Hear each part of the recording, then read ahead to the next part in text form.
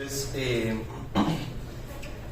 que si le ganó porque entró en un bug o entró en un machito en el que justamente empezó a jugar cosas que no debía, o si le ganó porque lo hizo que era muy complicado para que lo armara, nunca lo sabemos. Pero eso de que se puede pensar mucho y se puede perder en el mismo pensamiento pasa. Entonces, de hecho, perdió fue como por una jugada. Es que fue raro, porque es que AlphaGo también, además de pensar lo que él lo haría, también lo que el contrincante hará. Y entonces habían dicho como la jugada que hizo este man, el chino, el coreano, esa jugada, según AlphaGo, tenía una posibilidad de 0.007%. Sí, fue como que también, ahí fue cuando se planteó que también el humano pues mejoró a través de ese enfrentamiento. No sé si ustedes se acuerdan cómo dijeron que estaba construida la herramienta. ¿Sí? En 3 etapas. En 3 etapas.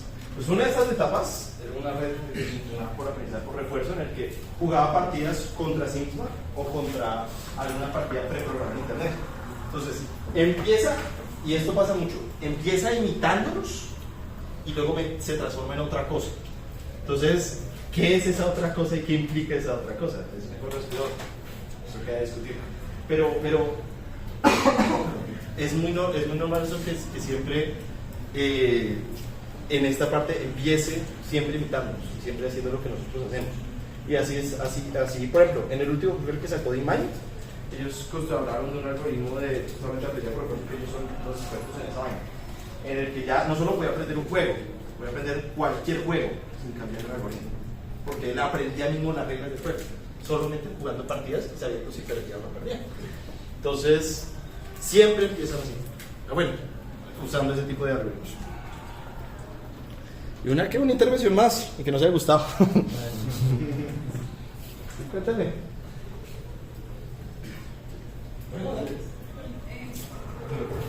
Me pareció muy chistoso y muy doloroso también, que básicamente toda una tradición milenaria de miles de años, de que todo un país, toda una civilización en verdad se mate psicológicamente para ser mejor, que algo de 30 años, 40 años que tenía el ganador mundial, a 3 años y que tardaron en hacer AlphaGo, lo haya destronado. Sí, pareció muy gracioso la manera en que toda nuestra cultura, toda nuestra tradición, todo lo que creemos sacro, bello y hermoso, pues simplemente es cuestión de tiempo, es cuestión de hacer eso.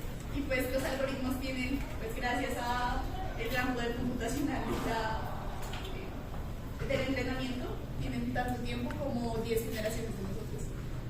Incluso hablando del otro lado de los algoritmos genéticos, que ese es el punto de los algoritmos genéticos, y eso se marca en un campo de la ciencia de la computación que se llama computación evolutiva. Entonces no son los únicos algoritmos genéticos, no son los únicos que hacen este tipo de cosas. De hecho, y que también la computación evolutiva entra en el campo de la inteligencia artificial, que aprende a base de tiempo, que se va generando. Y eso siempre termina siendo... O sea, ya sabemos que las computadoras hacen las cosas más rápido que nosotros. Nuestra ventaja era nuestra capacidad de procesar las cosas mejor que ellos. Entonces siempre alguna vez escuchado que el cerebro valía como, no sé, hacía como 10 petabytes de información, una cosa así. Entonces, no estábamos muy lejos, ¿no? ¿Sí? Okay. Entonces, bueno, primero gracias. Espero que en especial, o sea, yo disfruté mucho de comentar, a mí me abrió mucho los ojos, espero que lo hayan disfrutado. Ok, ¿ya está grabando? Creo que sí. ¿Sí? ¿Está en el Asia también? ¿Se ve? Yo no sé. No se ve nada mal. Entonces ven loco, ahí se... Ok, entonces hoy vamos a hablar de dos cositas. No, yo creo que... espera. Vamos a hablar de dos cositas. No, Vamos a hablar de cámara. dos cositas básicas hoy. Una que va a empezar como un glosario un poquito introductorio a lo que se llama a los términos que pueden encontrar cuando están buscando cosas de datos, de información, de machine learning y todo esto. Y otro, vamos ya a hacer una introducción a lo que sería nuestro primer movimiento de machine learning. Entonces, primero que todo, los roles en la industria de datos. ¿Y qué se compone ahorita en el imaginario colectivo empresarial sobre qué hacen las cosas de datos? ¿Sí? No tengo más que estas cosas, solo hablo, solo escucho, no tengo más presentaciones. ¿Qué ¿Qué implican los datos hoy en día? ¿Y qué implica lo que hemos convertido nosotros en datos en estos últimos 10 años?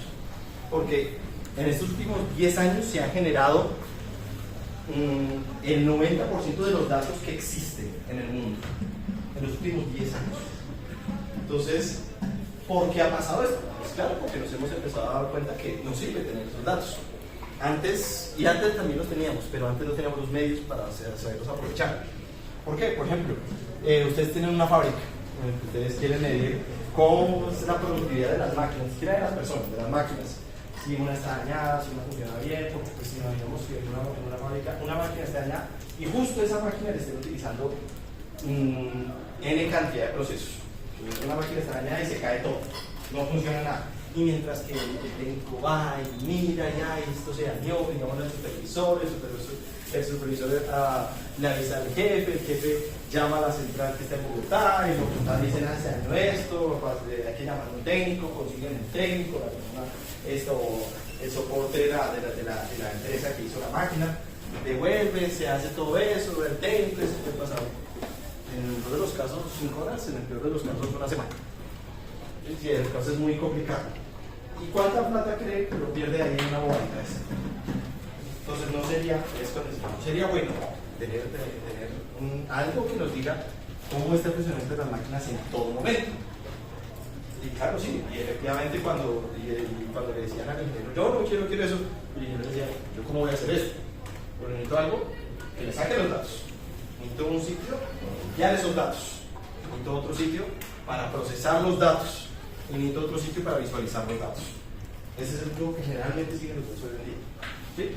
Entonces, ¿dónde pasaba eso? ¿En qué infraestructura pasaba? ¿Se iban a sacar 10 computadores solo para tener ese volumen de datos? ¿O se iban a ver una empresa que les cobrara una millonada solo por eso? Ellos decían, no, pues ya que toca dejarlo esperar a que no pase y pues que dejar que las cosas funcionen por su lado. Esto ha ido cambiando. ¿Por qué? Porque se han disponibilizado las herramientas, porque ya estaban. Las grandes empresas, díganse Google, Amazon, IBM, Alibaba, Oracle, y me falta una. Creo que me falta una. Y Microsoft, que es todas esas son las herramientas, las empresas que ahorita son las que mandan en la implementación en la nube y en todos los servicios de nube que tienen. Ellos dicen, no, fresco, las herramientas, si se las prestamos nosotros. Entonces se vuelve un asunto diferente. Ya tenemos que hacer con estos datos que generamos. Ahora hay que empezar a generarlos. Y aquí entonces se empiezan a ver todo esto que tal vez probablemente hayan escuchado. Yo voy a empezar a notar ahora que lo pienso. De esos términos que aparecen hoy en día cuando estamos hablando de datos en empresas. Entonces, por ejemplo, no sé si han escuchado el término como Big Data, como minería de datos, ¿sí? Como Data Scientist o científico de datos.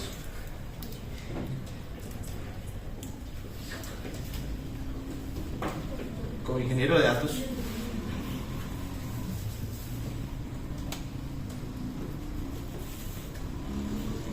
Y bueno, voy a dejar los tres por ahora. Y todo lo que ya hemos escuchado en inteligencia artificial, machine learning, deep learning, que ya lo hablamos la clase pasada. ¿Sí? Entonces, ¿qué significa cada una de estas cosas? ¿Qué significa que algo sea Big Data? Que esa es una aplicación de Big Data.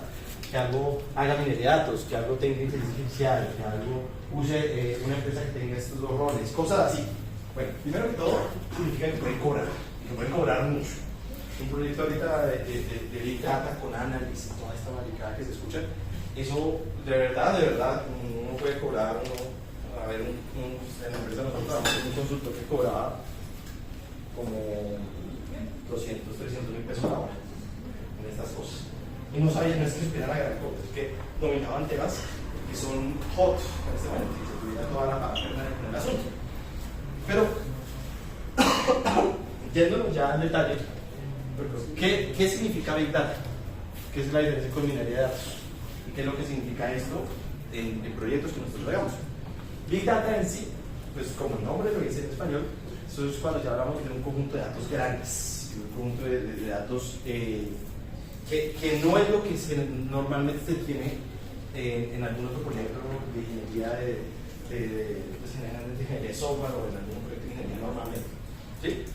Entonces, ok, ¿cuándo es un dado computador? Entonces es grande respecto a lo que teníamos antes. Es muy difuso.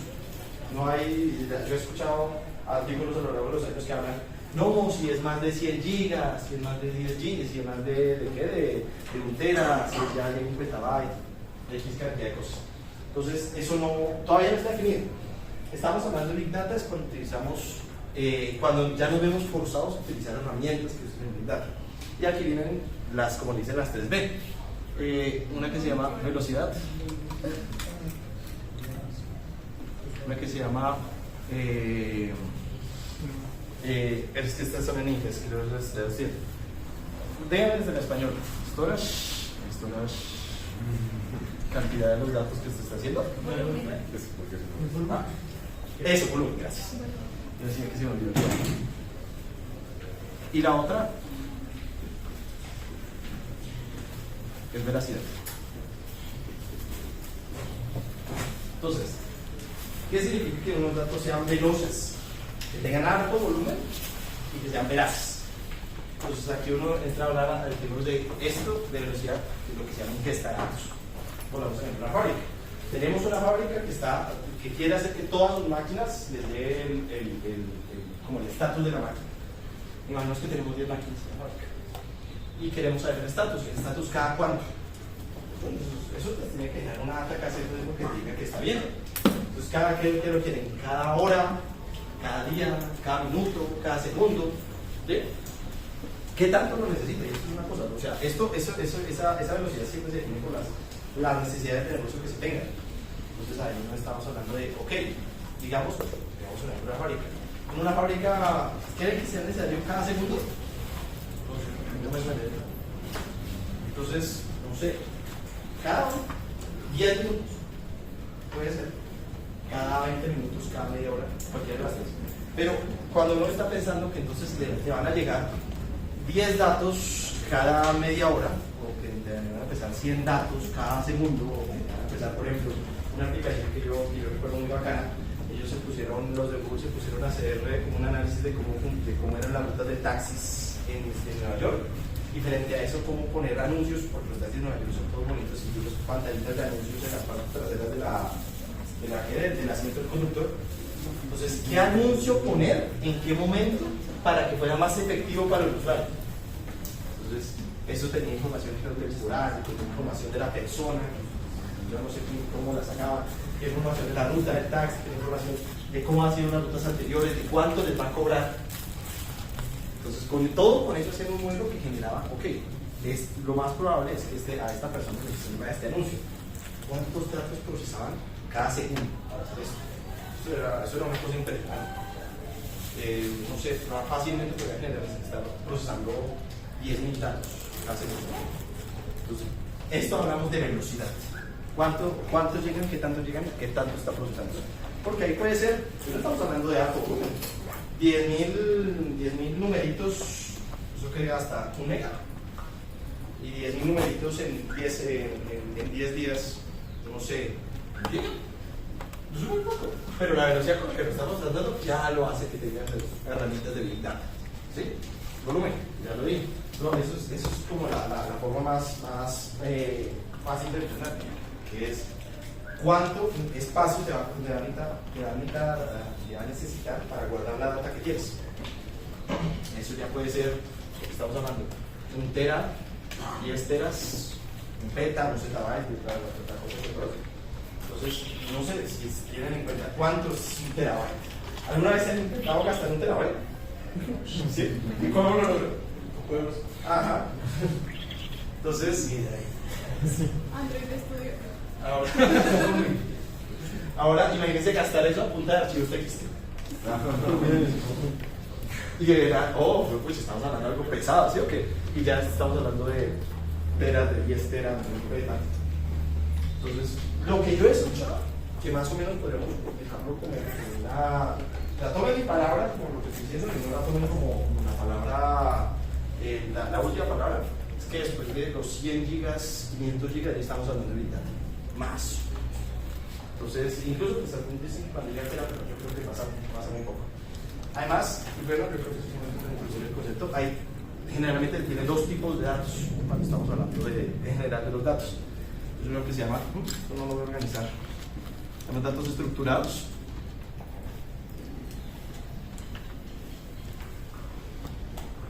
Y datos no estructurados.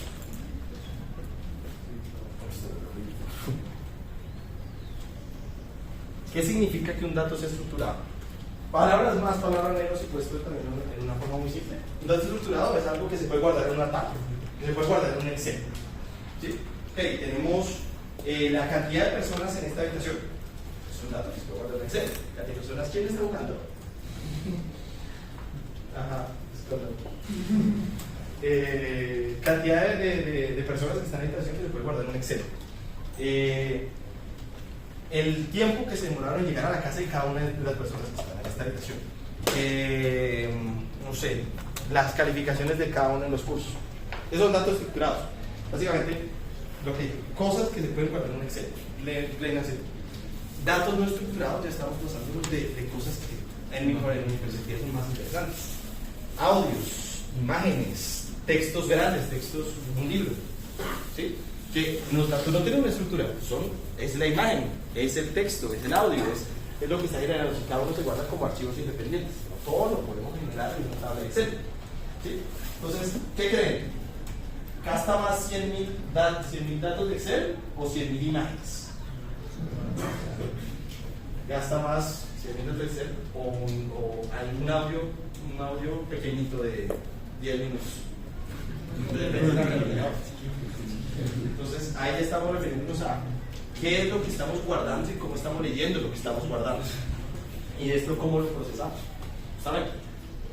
Todo lo que implica procesar y guardar datos no estructurados es una ciencia aparte. Esto tiene un montón de herramientas súper especializadas.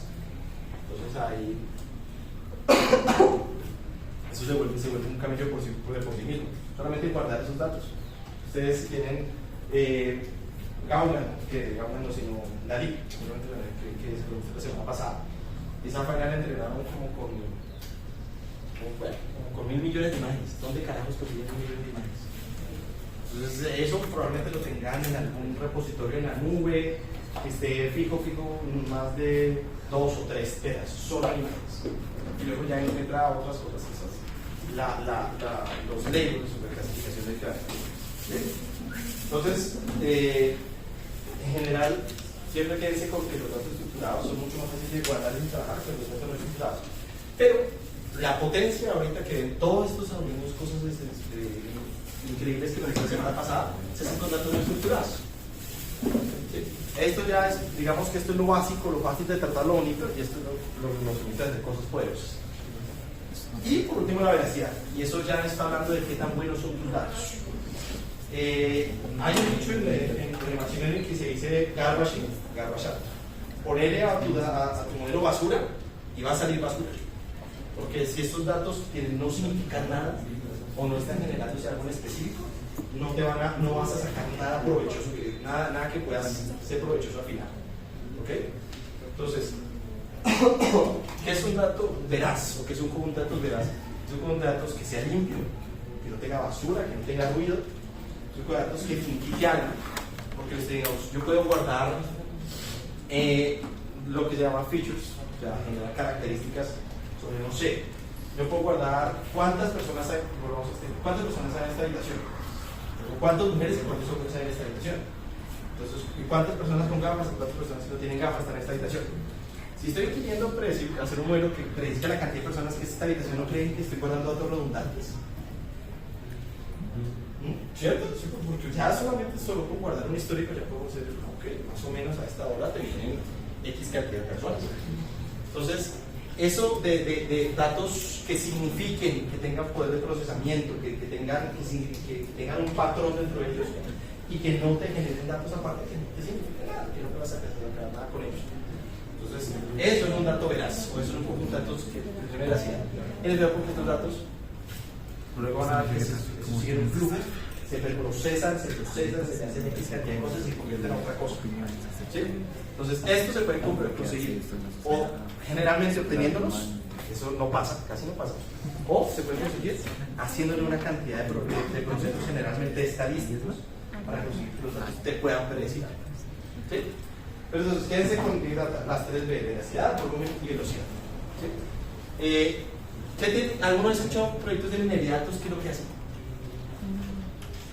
¿No? Algo que se llama como scrapping. ¿Alguna de ese tipo de cosas? ¿Sabes un proyecto? Es una aplicación de minería de datos. ¿No? ¿Nadie? Sí. ¿Alguien sí? Pues sí, de hecho tengo un amigo. Háblalo. Pues un amigo se hizo el curso de ingeniería de datos y básicamente en primer semestre sacó por la página UNAR todos nuestros nombres, todas nuestras cédulas y el porcentaje de personas que tenían papa en 5 de primero, segundo y tercer semestre de toda la universidad. Y los tachó de su lista de amigos, ¿cierto? No, lo mantuvo cerca, qué peligro. Mantener más cerca de sus enemigos. Cuando hablamos de proyectos de minería de datos, nos estamos refiriendo a también lo que acabo de referir, que está conseguir datos de fuentes que no están normalmente fácilmente accesibles. Por ejemplo, que ustedes pueden llegar al CIA a descargar su boletín de calificaciones y listo, tienen sus calificaciones. Pero si quieren saber, por ejemplo, cuántas calificaciones tuvieron a lo largo de cada, si una persona quiere saber cuántas calificaciones tuvieron a lo largo de cada curso, cada estudiante, ¿cómo creen que se pueden conseguir eso? ¿Eso estará en algún lado? Probablemente eso esté en algún lado, pero pues, en algún Excel puesto en un computador. ¿Sí? Entonces, teóricamente se podría obtener. Estamos mirando datos, estamos encontrando cosas pues con procesos, algunos más automatizados que otros, que nos llevan a tener lo que necesitamos. Por ejemplo, yo quería, y esto pasó hace un mes, necesitaba para el trabajo conseguir todos los datos demográficos que están en unos municipios aquí afuera de Bogotá. En Madrid, Mosquera, Funza, no me acuerdo muy bien cuál es. Entonces, si yo quisiera conseguir esos datos directamente de alcaldías o de fuentes del gobierno directamente, no podría. O sea, esos datos en especial los de estos pueblos están, los de los municipios, los de las ciudades están muy puestos. Ellos no tienen ningún tipo de datos así. Entonces nosotros ¿qué hicimos? Nosotros conseguimos una persona que era muy buena en algo que se llama web scrapping. Web scrapping es coger una información de una página web. No sé si ustedes han puesto alguna vez en Chrome F12 y le sale un montón de cosas. ¿Sí? ¿Qué es el código? Que pertenece a la página. Entonces, ¿qué tal si hubiera un robot, un algoritmo que cogiera todos los elementos de una página web, los descargara y buscara, no sé, en metro cuadrado, cuánto es el metro cuadrado, cuánto es el estrato y cuántos son los otros costos, cuánto es las personas que venden, etc. De las casas que están vendiendo por esa zona.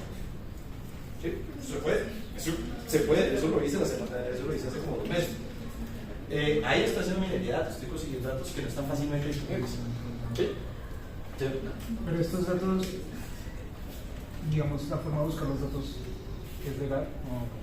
Luego, porque, digamos, hace poco tuve un ejercicio de hacking ético en el que debiera evaluar las vulnerabilidades de una página web.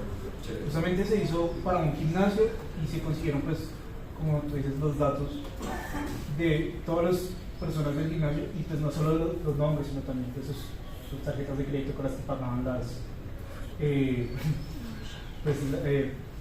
membresías de gimnasio. Digamos, más que como un ejercicio como de hackeo de no evaluar estas tarjetas, es un ejercicio de cómo evaluar las vulnerabilidades de una página web. Entonces, ¿es el mismo cuento o digamos?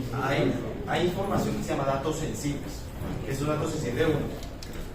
Puede ir desde cuánto es el papá que tiene en el último semestre hasta la información de tarjeta de crédito, información de la salud de la persona, qué enfermedades tiene, qué enfermedades han presentado sus parientes o relativos. Hay otra que se me ocurra. En general, todo lo que nosotros tenemos en los celulares, de las conversaciones, es información sensible. Pero, a menos que esté en algún lado específicamente protegir ese tipo de datos, sigue siendo legal. Ya yo puedo sacar, nadie me puede meter a la cárcel por conseguir el mapa de todo sacar. Y eso puede ser, ¿no? ¿Sí? Porque ningún lado se ha puesto que esa vaina no se trate con corrupción sensible y por lo tanto no puede ser liberada. Hay otras cosas que sí, pero en especial esa no. Y por ejemplo, y eso es cuando, por ejemplo, yo les hablaba de dos Cuando están organizaciones. públicas, ¿no? ¿Ah? Cuando están públicas. Así sea por error que alguien dejó el servidor expuesto y es como, ok, ahí esa información está ahí. No, pero aún así, por ejemplo, si uno deja la información, porque una licencia sobre la información, aún así es protegido. Pero se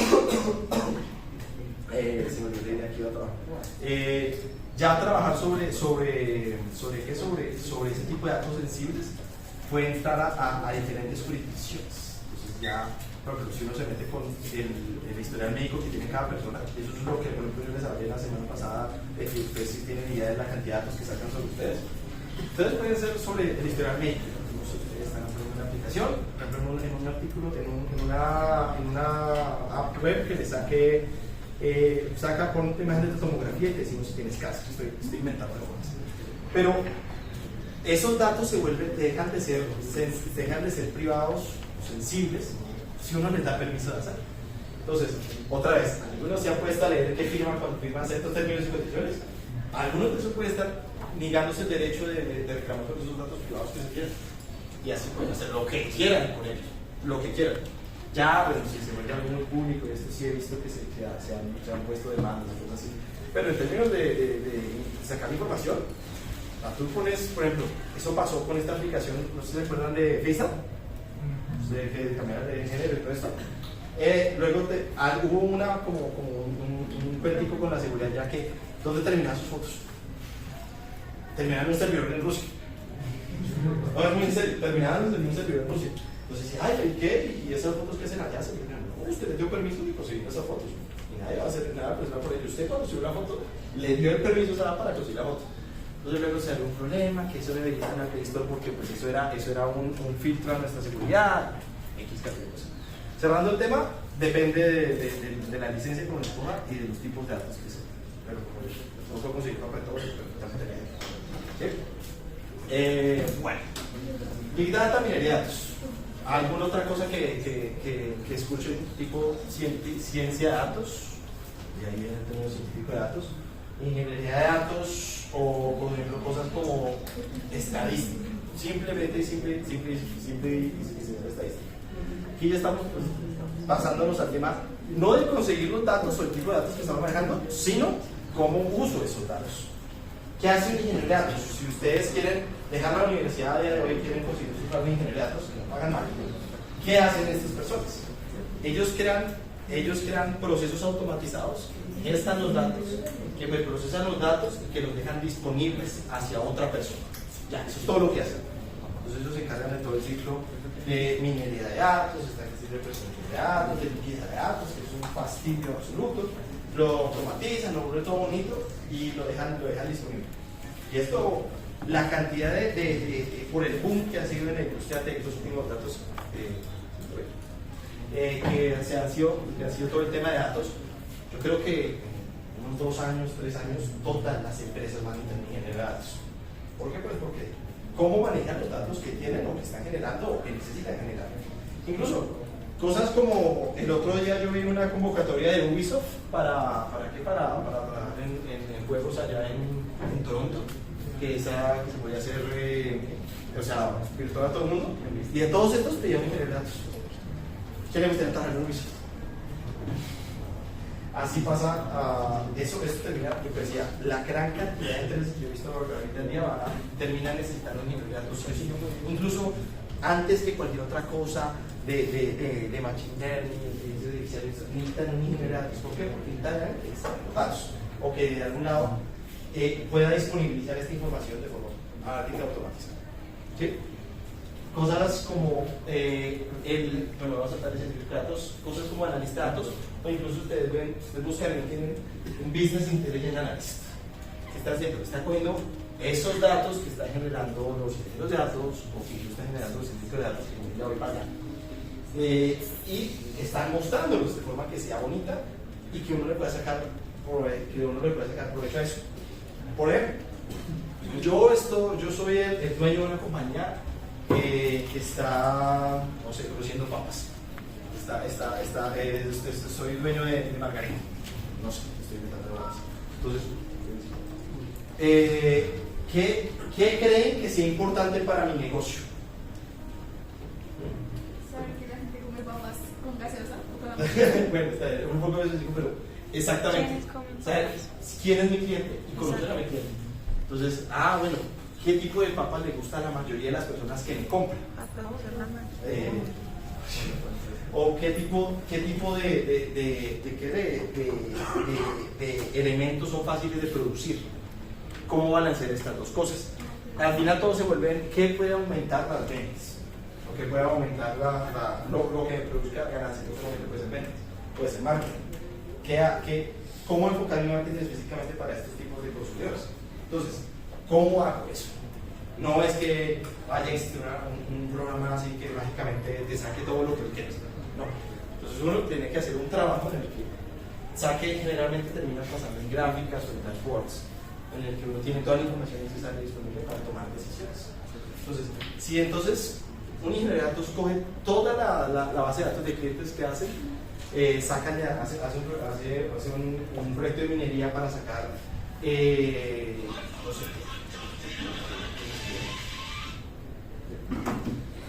para sacar todo el proyecto de datos que emiten para saber cuánto, qué es lo que más se compra por tienda por cada cliente. Es decir, no sé, tú vas a la tienda de la esquina y siempre compras papas de pollo, o siempre compras papas de limón, no sé.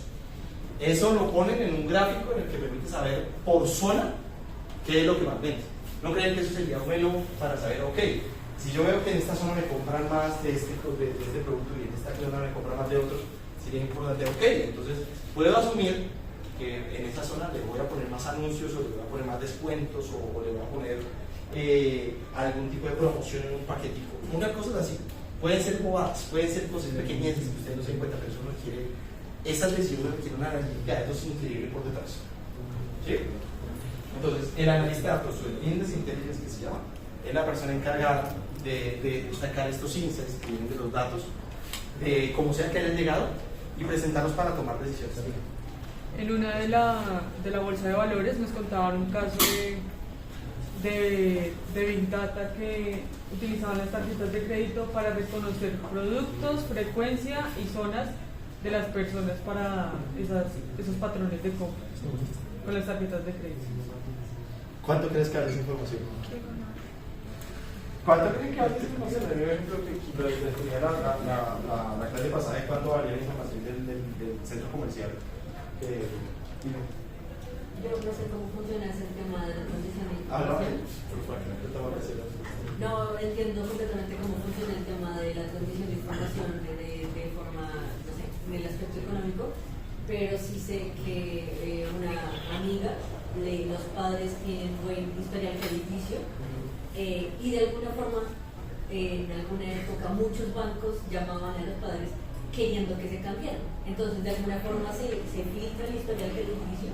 Se lo venden. Y como es tan difícil conseguir a un cliente que cumpla con sus deudas, entonces se intentan comprar la deuda a un interés menor para obtener un buen cliente que les compre algo, pues, que es un deuda bastante, pero que también cumple con su... Hay un dicho que en los negocios de banca, todo es amor y felicidad de que hay que cobrarse al cliente. Entonces, cobrar es jodidísimo. Entonces, un banco aprecia muchísimo una persona buena paga. Y justamente por eso, porque, claro, ellos ganan es por los intereses. Pero si está una persona que no le paga. Pero sí paga. ¿Bien? Solo sí paga. ¿Cómo? Pues eso no es simpático. Exacto. Porque, por ejemplo, estás una persona que no paga.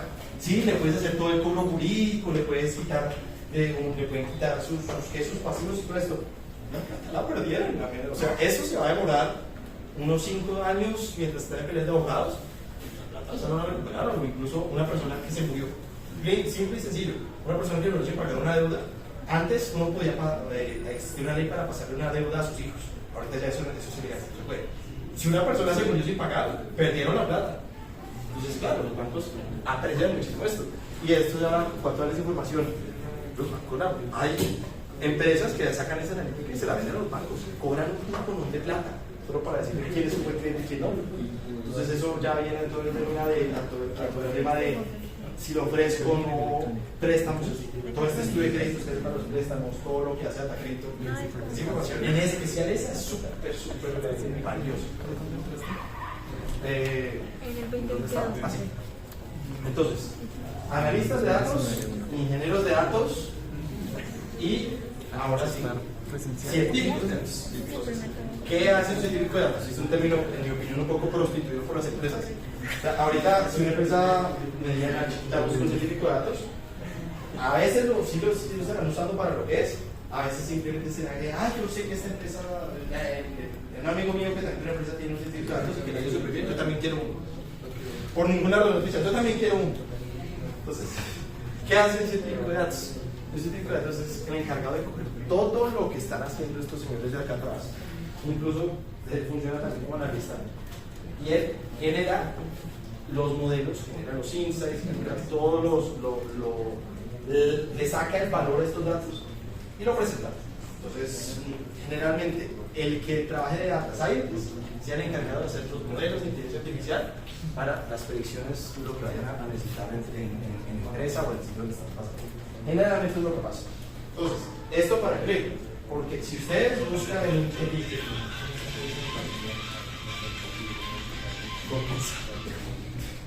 se me lo voy a dar, voy a meter unos segundos.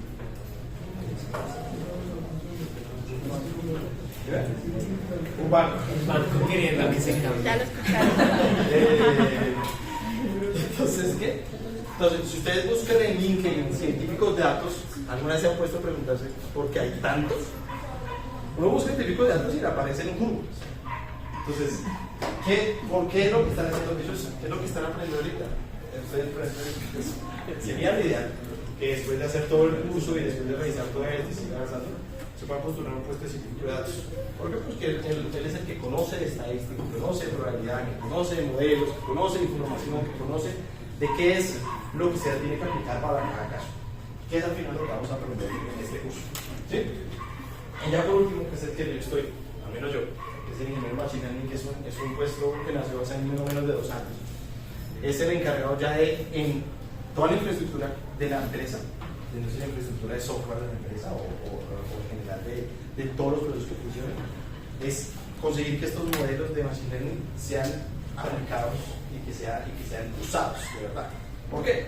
Porque imagínense que también eso es un dato real, como el 80% de los modelos que se construyen ahorita hoy en el mercado no se usan. Los construyen, le sacan unas cositas especiales, sí, muy chévere, pero se quedan muertos. ¿Por qué? Porque estos, ya lo vamos a ver a lo largo del curso, requieren una forma de tratar muy diferente a lo que es software tradicional. Entonces, esto requiere una serie de herramientas específicas, requiere unos procedimientos específicos para que la funcione. Entonces, todo el tema, y bueno, generalmente un científico de datos no es una persona muy ágil, no muy hábil en el tema de software y de sacar o sea, de todas las buenas prácticas, todo el código. ¿Saben? De estadística, de probabilidad. Es el punto de los modelos. Pero también, pues por eso sale el rol de ingeniero machine learning, que significa que también sabe de probabilidad, también sabe de estadística, también sabe modelar, pero además sabe cómo aplicarlos de manera adecuada en una empresa. Digamos, ¿qué tan importante es que haya tanto ingeniero de datos como una de machine learning? No. O sea, el dice que el ingeniero de machine learning también conoce estadística, también sabe hacer modelos. Entonces, tenemos una empresa, si usted le dice esto a una empresa no va a preferir solo contratar una machine learning. Sí, pero es mucho más reducido la cantidad de personas que saben de dar las cosas. ¿Sí? Porque creo que te refieres no a ingeniero de datos, sino a científico de datos, ¿cierto? Sí. Y es lo que pasa en muchas empresas, medianas y pequeñas empresas, este es el único rol que existe. Y él es el que se encarga de todo lo demás y le empuja todo. Y si algo no funciona, aprovecha. Pero, o sea, le encarga una gran cantidad de cosas que la verdad es que uno requiere de entrenamiento y conocimiento especializado en caboneses para de verdad ser bueno en lo que está haciendo. Entonces, por eso digo que el rol es bastante prostituido, porque lo usan como sea. Llegan y una persona, el dueño de la empresa le dice, necesito tal tema de cosa. probablemente no tienen ni idea de lo que están viendo, pero él es el que se encarga de, sí, usted es el datos, usted es el que me tiene que sacar los datos, ¿cierto? Entonces eso se vuelve ya un tema de la cultura organizacional, y si la empresa es pequeña, grande, cómo está manejando. Pero esta, como la estructura que más o menos les acabo de decir, es la que yo he visto que en empresas grandes, o empresas ya con una trayectoria de datos, digamos, robusta, plena, es como funciona. ¿Sí? Entonces, ¿por qué es esto? Uno, para hacer glosario de términos, para ver qué existe ahorita y para ver qué podemos aplicar. Bueno, ¿habrá alguna pregunta? Ok. Entonces, si quieren tomarnos el descanso de 5 o 10 minutos y ahorita empezamos con el ejercicio ya de ML de verdad. Y el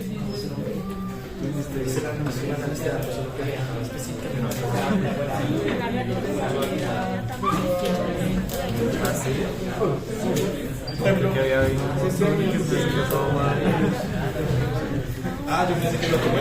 También.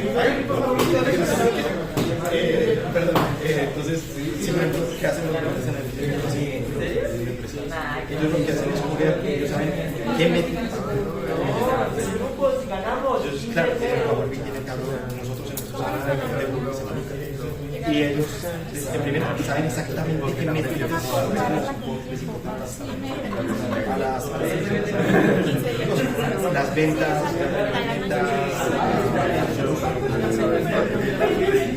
y en especial otras que uno se encuentra por el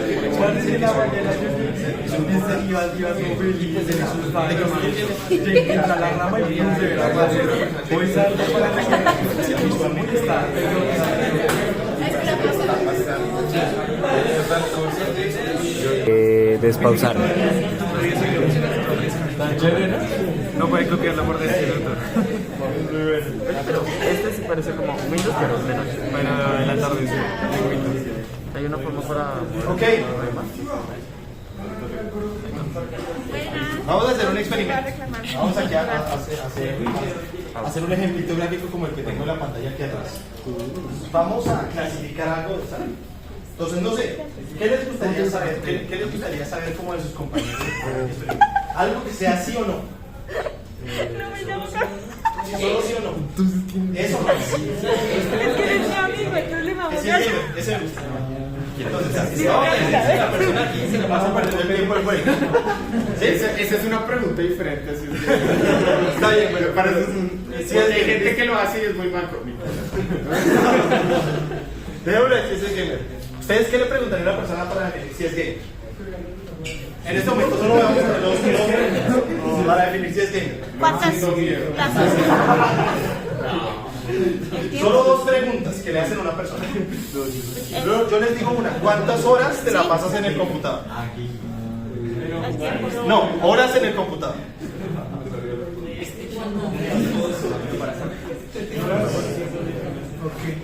Necesito que sean variables continuas para este. ¿Qué otra pregunta hay? Horas de interacción femenina.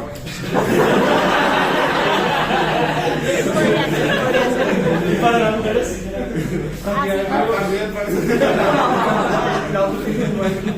Sí, variable cantidad de juegos que tiene. Cantidad de juegos que tienen Steam y nunca jugó en su vida porque solo los tienen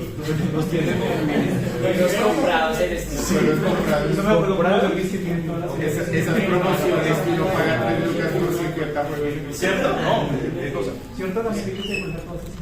¿Cierto? Entonces, digamos que, y esto ya más o menos sé cómo va a quedar, le pregunto a todas las personas que están aquí en esta sala sobre cuántos aplicativos que tienen y cuántas son las horas en el computador. Y le pregunto a él, ¿usted se considera gamer o usted no se considera gamer? Pero eso es en el computador. Horas en el computador, solo horas en el computador. Sí, sin pasar nada, me gusta para este. Entonces, claro, empiezan a aparecer punticos por acá. Punticos. Yo creo que esos datos están prohibidos. ¿Sí? Entonces, ¿consideran a estas personas gamer? ¿De poquitas horas en el computador y poquita cantidad de juegos? No mucho. Pero va a haber generalmente, tal vez no en este salón, Pero si lo preguntamos, nos salimos ahí, llegamos a, no sé, aquí sí, no, sociología tiene mucho tiempo libre. Si van a química o alguna cosa así, no sé, a un salón que sea diferente, tal vez sea un poquito. Pero digamos que hay mucha gente acá, ellos se consideran gamer, y digamos que hay mucha gente acá. Que no se consideran gamer, y hay mucha gente acá que se considera gamer. ¿Cierto? Entonces, wow, tenemos dos grupos definidos, ¿cierto? ¿Cómo decimos uno como humano? Quiero decir, esta no paso aquí hasta que me una respuesta conclusiva. Ustedes como humanos, si yo tuviera que hacer, si no estuviera pintadito, no los moraditos y los azules, los moraditos que son gamers, los azulitos que no son gamers. Díganme una forma matemática de decidir si uno es gamer o no. Tomando un parámetro máximo, un tope particular. ¿Cómo hace un tope? Diciendo, no sé, se considera gamer a partir de tantas horas y tantas cantidades de juegos. O sea, y si cumple con ambos requisitos, de ahí para arriba. Esa es la más básica. Pero es una función matemática. No necesariamente una función, algunas cosas. ¿Sí? Entonces, él dice acá que cuadremos dos cosas acá, digamos es acá. ¿Sí? Dime. Quizá una función. Espera. Ya vamos para allá, Ya vamos para allá. Dame por un segundo. Me encantaría no quitar esta parte. Aquí tenemos dos, lo que se llaman fronteras de decisión. ¿Cierto? Digamos, bueno, después de tantas horas en el computador lo vamos a considerar gamer, y después de tantas horas en categoría lo vamos a considerar gamer. ¿Qué pasa con estos cuadrantes? ¿Tienen que juntar las dos para que se diga gamer? Pues está bien se lo valgo. ¿Y qué tal si aparecen datos nosotros acá? Hay gente que solo juega LOL y tiene muchas horas. ¿Sí? Pues bien, acá. Aquí está usted. No porque yo tengo un montón de juegos en Steam, solo que también solo juego. Y estas personas se consideran gamer, ¿cierto? Más o menos. Y hasta yo también lo considero gamer, pero no cumple la frontera de decisión. Estamos viendo que como que verlo así como por topes no es la mejor manera, ¿cierto? Otra idea. Esa es la primera idea que quería que digamos, pero otra idea.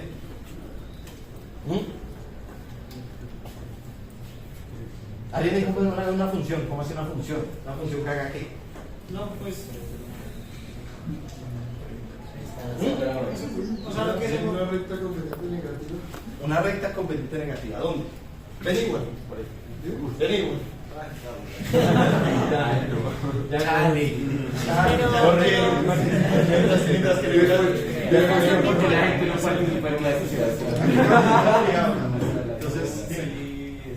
yo pensaba en una función continua que precisamente, por ejemplo, que atraviesa esos dos grupos, pero de todas formas tendría problemas, por ejemplo, casi como lo que estoy diciendo, pero tiene problemas en gente que tiene muchos juegos, pero que solo utiliza media hora el computador. Ok, pero podemos vamos a estancar.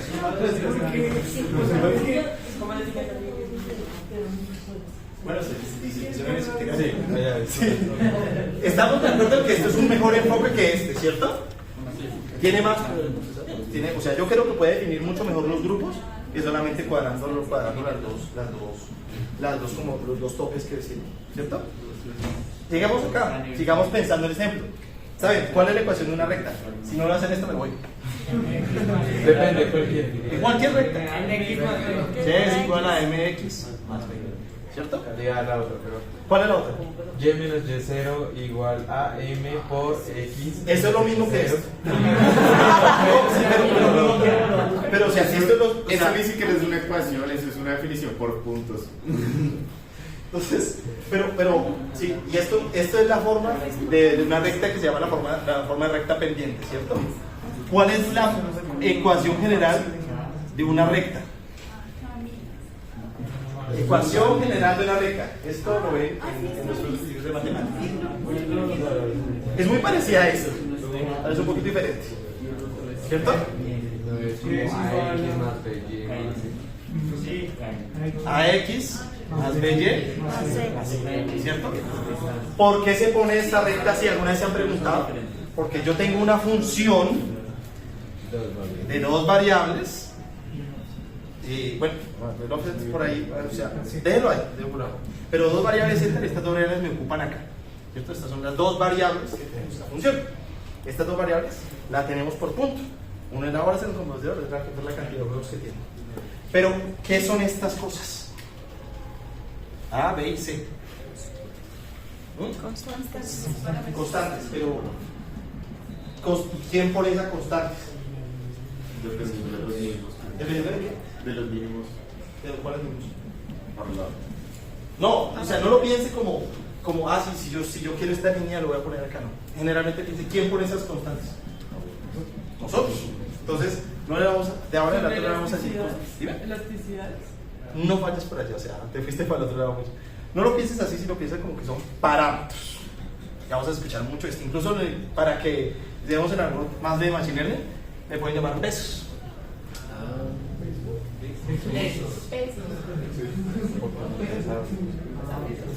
O pesos. ¿Por qué? Porque le está dando un peso a cada variable que estamos poniendo acá para la salida, ¿cierto? ¿Qué queremos? Nosotros queremos generar una función de r cuadrado a r, y me voy a poner un poquito técnico acá, nada, pero no se estresen. Igual, la siguiente clase de esta, si no el programa, esta era la clase de resumen de probabilidad y estadística y esto, pero ahora a pasar a otro porque preferiría hablar de esto aquí. Entonces, ¿qué quiero hacer? Quiero hacer una función de x y y que me diga 1 o que me diga positivo, no importa, da lo mismo. Si es game y 0 o negativo, si no es game. ¿Esto lo cumple? ¿Sí? ¿Qué es esta función? ¿Qué es lo que me define esta recta? En este momento esta es una función de dos variables, pero esta no es la recta. ¿Cuál es la recta?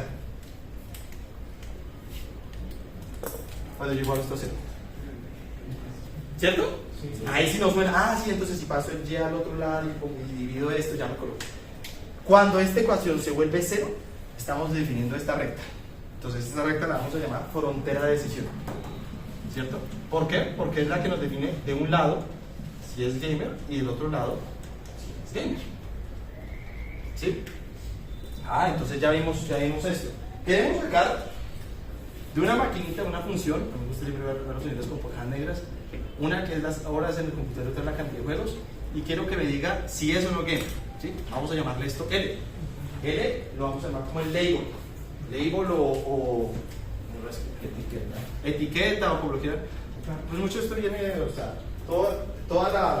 lo que consiguen datos uno lo va a conseguir en inglés. Entonces, si no, antes de saber Machine Learning, aprender inglés.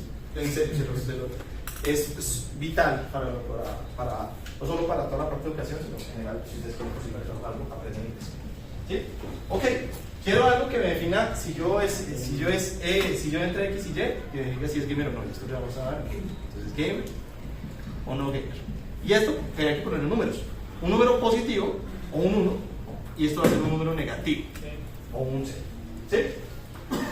Ok, ya tenemos definida la función. Ya tenemos que tiene que ser algo de este estilo, tiene que ser una línea, ¿cierto? No necesariamente tiene que ser una línea, pero en este caso vemos que para los datos que tenemos, una línea funciona. Y funciona decentemente bien, ¿sí o qué? Por ejemplo, aquí aparecerán datos acá, otro dato acá. Tal vez pueda aparecer un dato acá, será una cosa especial, rara, que no sea normal. Sí, pero en general podemos ver los datos acá y datos acá que vayan a funcionar. ¿Sí? Este es un problema de clasificación binaria. Estamos clasificando si es o no es respecto a unos parámetros o unos features de entrada que estamos teniendo. En este caso, 2. ¿Sí? Lo bonito de Machine Learning es cuando no son 2 entradas, que uno las puede plotear y no puede ver específicamente si es, sino cuando son 30 entradas. ¿Cierto? Que ahí no hay poder humano que lo pueda visualizar. Pero quedémonos con estas dos y sigamos con esto. Ok, ya sabemos que nuestra función tiene que ser AX más BY más BY más C. ¿Sí? Entonces, ¿qué hay que decir a nuestra función para que efectivamente tenga esa forma en la línea? A, B y C. Eso es lo que nosotros vamos a entrenar. Vamos a decir que esos tres variables sean esos tres parámetros que definan esa división en el conjunto de datos. Entonces, ¿cómo vamos a decir? Bueno, vean en la presentación. tenemos lo que vamos a conocer como el conjunto de entrenamiento, que es la pareja ordenada X y Y siempre es el X. Entonces, si se acuerdan bien de lo que les expliqué la semana pasada, ¿qué estoy haciendo cuando le estoy poniendo algo? Cuando le estoy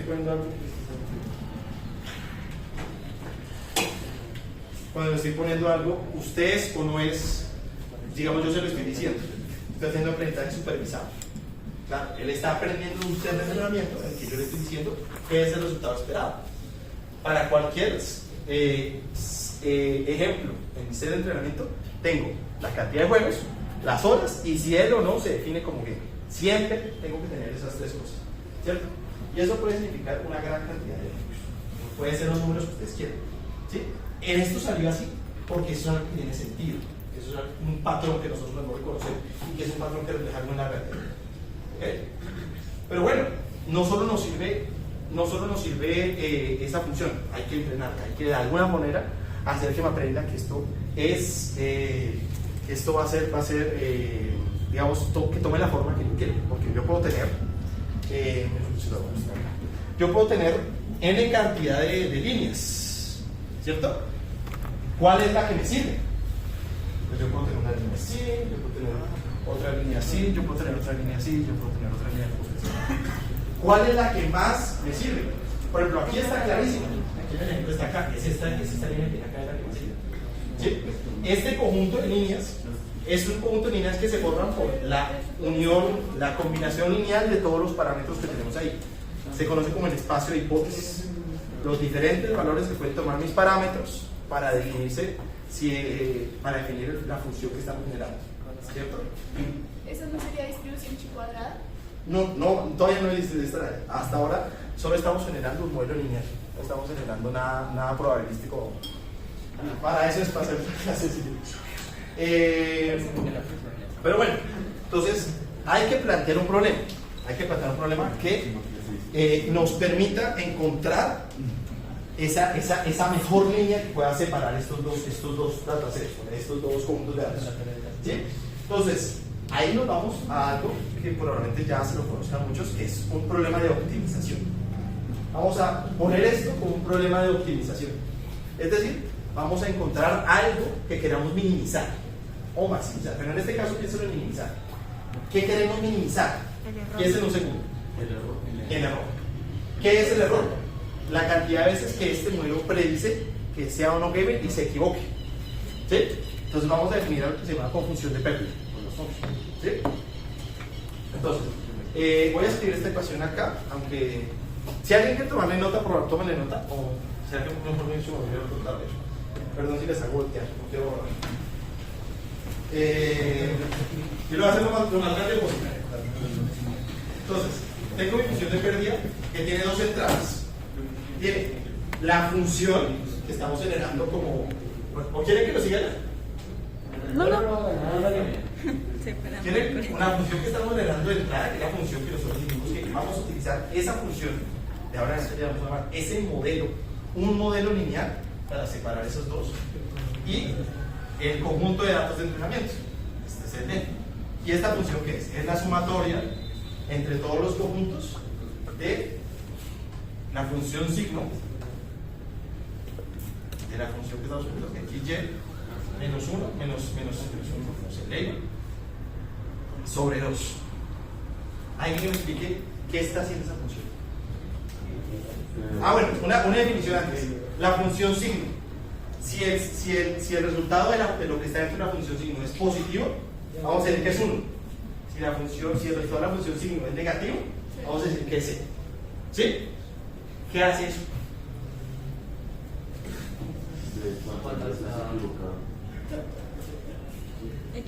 Empecemos de adentro hacia afuera. Vamos a decir que recuerden, esta función es nuestra predicción. Esto es lo que nosotros predecimos con nuestro modelo. Bueno, la predicción, digamos que vamos para una persona que sea gamer, vamos a decir que es 1. ¿Sí? Para una persona que sea gamer. Entonces esto aquí adentro es 1, bueno, un valor positivo por la función signo. Si una persona es gamer, es 1. Toda esta parte se vuelve 1. ¿Sí? Si es gamer, o sea, si es igual al label, esto es Un 1. 1 menos 1 no hace nada. Listo. Ahora, ¿qué pasa si se equivocó? Si esto es 0, si es una persona que no tiene.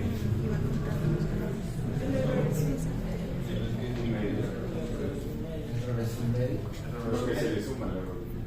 Perdón, esto es así. Por ahí le diríamos que eso es un medio. Y ustedes me dirán, ¿pero por qué 0 de ahí? Claro, porque cuando la función signo sea menos, esta aquí adentro sea menos, la función signo será, perdón, no a 0, a menos 1. Igual esto tiene un valor absoluto. Y esto es menos 1. No, pero igualmente el valor absoluto está afuera. Se le queda menos 2. Menos 1 más menos 1. Horas y le queda 1. Y va contando. ¿Entre 2? No sería menos 1 menos. Eso. Esto es menos. Aquí directamente. Solamente así, ¿cierto? Ese 1, ya sabe, por eso 1 es 0. ¿Cierto? Entonces esto da 1 menos 1 menos 1, 2. Entre 2, 1. ¿Qué está haciendo esta función? ¿Calculando el qué? El error. Calculando el error. ¿Pero qué está haciendo? Lo está contando. ¿Está contando qué? La cantidad. Está contando la cantidad de veces que me equivoqué. Eso es una función de pérdida. Está contando las veces que te equivocaste. En especial esta, que tiene nombre y apellido, se llama función de pérdida de 1. ¿Sí? Básicamente, ¿qué te está haciendo? Te cuenta, te pone 1 cada vez que se hacía un error, te cuenta 0 cada vez que esté bien. ¿Sí? Esa función de pérdida, cuando uno la plantea en 2 dimensiones, tiene este aspecto. Es extraña, rara, ¿cierto? O sea, Explotea. ¿ah? ¿Qué explotea? Se grafica. Perdón. Cuando se grafica en 2 dimensiones, para una función lineal, es decir, W1x más W0, pues aquí falta el término, el tercer término, pues sigue siendo la misma función lineal, tiene esta forma. ¿Sí? ¿Qué significa que tiene esta forma? Aquí la función es grande, ya sea para arriba o para abajo, no importa, pero entre más te acerques a esa línea, a esta línea, esa función se va acercando al 0. ¿Sí?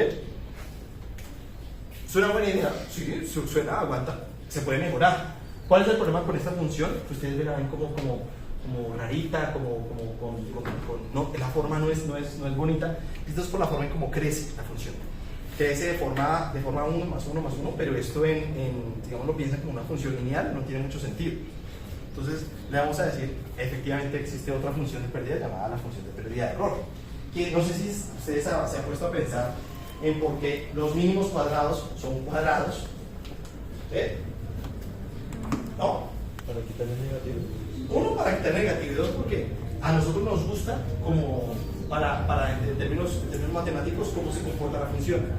¿Por qué? Porque cuando uno grafica una función cuadrática en un plano 2D se convierte en círculos, ¿cierto?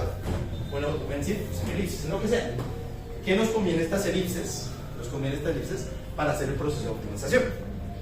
Entonces, ok, ya definimos la función de pérdida, ya definimos el modelo que queremos utilizar. El modelo se queda así, esto lo vamos a cambiar, esto vamos a entrenar estos pesos. ¿Sí? Entonces, ¿cuál es ¿cuál es el problema de optimización? Yo quiero minimizar mi función de pérdida. A mí no me importa la función, el modelo. Eso no se queda aquí. Pero eso no es lo que nos importa. Siempre queremos minimizar la función de pérdida. Quiero que sea, en el mejor caso, C. Es decir, que nunca se equivoque. ¿Cierto?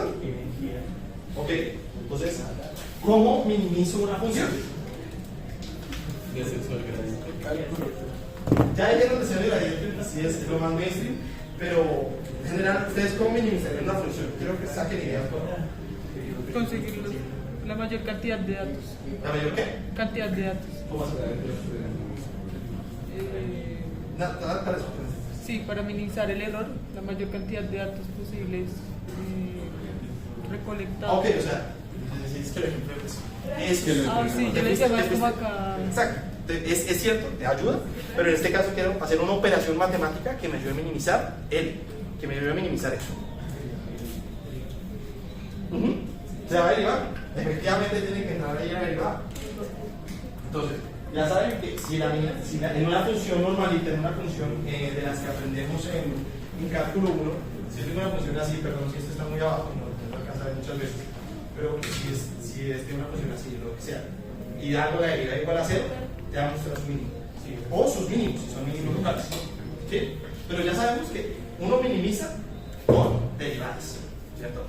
También hay otra forma de minimizar que se llaman los multiplicadores de Lagrange para minimizar con... No, pero esto es el nombre del pisaroso, más que todo. Pero los multiplicadores de Lagrange es un método de minimización o de optimización basado en restricciones. En este momento no nos importa. En este momento vamos a hablar del descenso de gradiente. Entonces, introducción al descenso de gradiente para personas que no han visto cálculo 1. Yo tengo una función en 2 dimensiones, tengo una superficie, ¿cierto? Entonces, piensen en una montaña. Piensen en una montaña. Si yo mido el cambio de una función en las 2 direcciones, en este caso, en esta dirección, del parámetro 1, en la dirección del parámetro 2, ¿cuándo me va a decir que estoy yendo al mínimo? Piensen, están en una montaña. Cuando la derivada converja a 1. No necesariamente Igual a 0. No, y mira que ni siquiera cuando converge a 0. Vas a decir, Sí, bueno. cuando la derivada sea alta, significa que estás moviéndote, ¿cierto? ¿A qué dirección te quieres mover para irte a un lugar menor de donde estás? Hacia donde la pendiente sea menor. Hacia donde la pendiente esté negativo. Ahí entraría la derivada direccional. Exactamente. Entonces, ¿uno qué hace? Lo mira en los ejes que está haciendo. Por este lado me voy a ir a donde la derivada sea la pendiente, la derivada sea negativa, es decir, que la pendiente en esa dirección sea menor. Y por este lado lo mismo, ¿sí?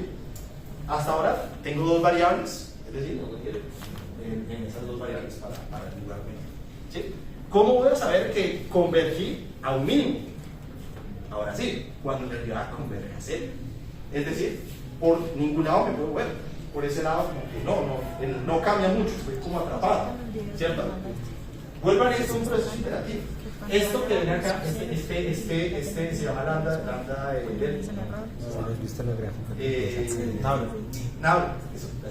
Nabla de que es este triangulito para abajo. Está diciendo, vamos a tomar lo que se llama gradiente. ¿Qué es gradiente? Simplemente son las derivadas direccionales de la función, ¿sí?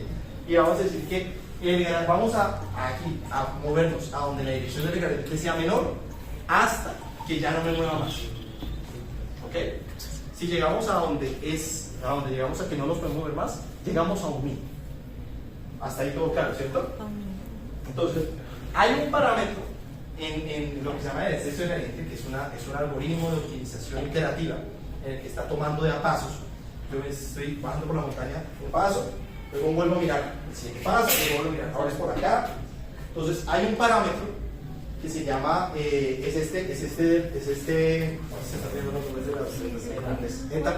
este eta de acá, que ven acá, pero piénsalo como un parámetro adicional, que lo que te está diciendo es qué tan grande es el paso que estás dando, ¿cierto?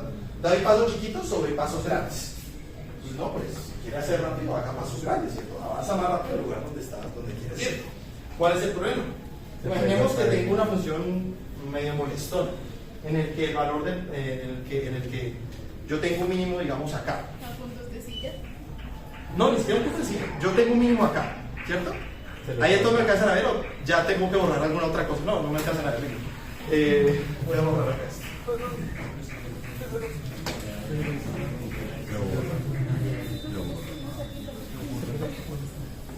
Igualmente me cuenta siempre una presentación, no, precios.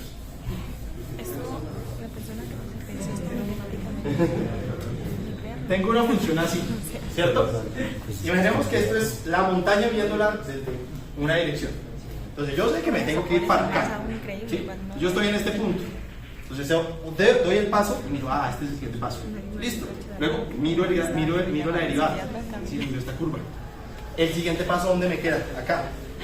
¿Por qué? Pues porque esta es la dirección de derivada. Y este es el siguiente valor de la función. Luego vuelvo a mirar, ¿dónde está? Está por acá. Vamos acá. Y llegué. ¿Qué pasa si estos saltos son muy grandes? Se los salto. Si uno, pues estoy exagerando, si soy completamente no. Pero en general, si uno ve con este parámetro de salto muy grande, vamos a decir que es el proceso de optimización va a ser errático. Va a pasar saltando de un lado al otro y difícilmente te va a converger. Digamos que no sea tan grande, que sea por este estilo. ¿Cuánto se demoró? Pues no, mucho. Hice un salto, 2 saltos, 3, 4, 5, 6, 7, no sé. Si fuera muy pequeño, entonces iría así. Iría bien, pero se demoraría demasiado haciendo saltitos. ¿Sí? Si fuera el ideal, sería algo así. Va desde acá, va para acá, va para acá y llega. Entonces, importa el paso en que estás generando, importa qué tan grande es el paso.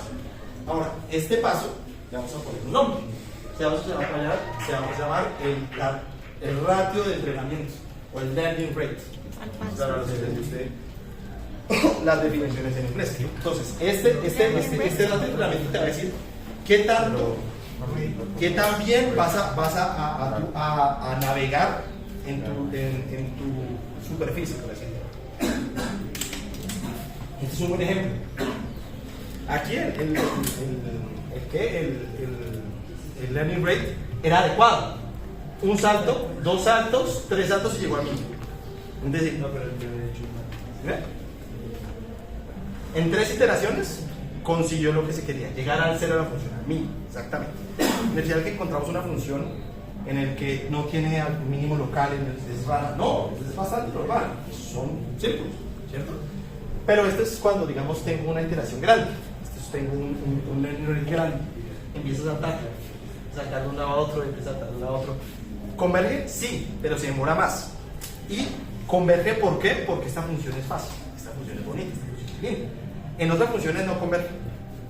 Entonces, hay que empezar a ajustarse para esto.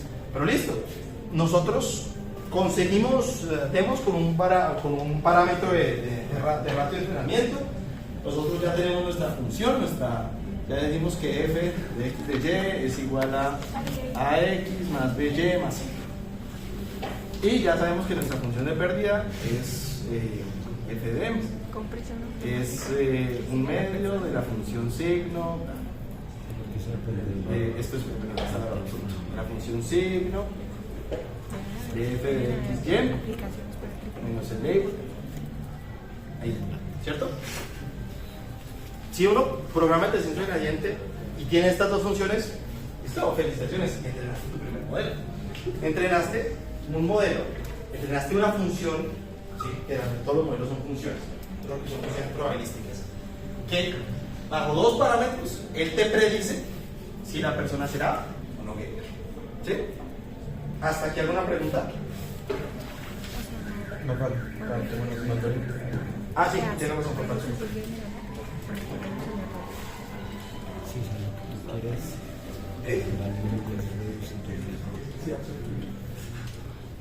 Hasta aquí, ¿alguna pregunta? ¿Todo bien? ¿Por qué es necesario usar la función signos y la función f, valores 0? No da valores. La función, esta función es 0 solo en la frontera de decisión. Ponerle unos valores, no sé, 10 horas en el computador y 40 juegos. No te va a dar un 0.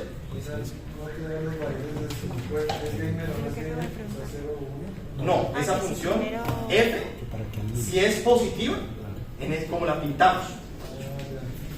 pintamos acá, siendo esta que ves acá, en un lado es positiva y en otro es negativa. Eso es todo lo que hace. ¿Sí? En este lado, que es el que uno puede dibujar la línea, es que es el, pero en cualquier otro lado es positiva o negativa. La función signo la usamos para convertirlo en 1 o en menos. ¿Sí? Bueno, ¿qué horas son? Una preguntita. Cuando llega al mínimo, ¿es que ya redujo el error? Sí, cuando llega al mínimo es que el error es el menor posible. Ya, sí, les damos encontrar, o sea, idealmente, en una función, digamos, en esta de 2 parámetros, ese mínimo que tuviste es el mínimo ideal. No puede ser un algoritmo mejor que ese. ¿Sí? Al menos con esta función que nosotros tenemos como modelo. Ya si tienes 30 variables, encontrar ese mínimo es muy jodido, porque tienes 30 variables. Puedes encontrarte con una cantidad ínfima de mínimos locales. Es el juego entre ver cuánto pones el ratio de entrenamiento y cómo ajustas tus parámetros. De que, o sea, cómo ajustas los parámetros del modelo, de que conseguir que vaya o no a un mejor medio. ¿Sí? Dime. Mi pregunta era sobre si utilizamos el descenso del gradiente. Pues lo mismo, van a haber muchos mínimos locales diferentes del mínimo global. ¿Hay algún método estadístico o algo que nos ayude a encontrarlo de manera eficiente? Se llaman optimizaciones de regresión del gradiente, que son algunos algoritmos que le meten cositas. Ahí, por ejemplo, hay uno que se llama descenso del gradiente con momento. Eso es, se los explicaré en otra clase, pero básicamente son modificaciones que uno le pone para que sea mejor. Pero no hay una receta mágica para que siempre vaya bien. No, eso sigue siendo un método iterativo, un método numérico iterativo, y pues se tiene que jugar con acomodar el computador, se tiene que jugar acomodar los parámetros. ¿Sí? ¿Alguna otra pregunta? Ok. Entonces, y aquí nos mudemos. ¿Y ahora habrá alguna línea que me separe de estas dos cosas?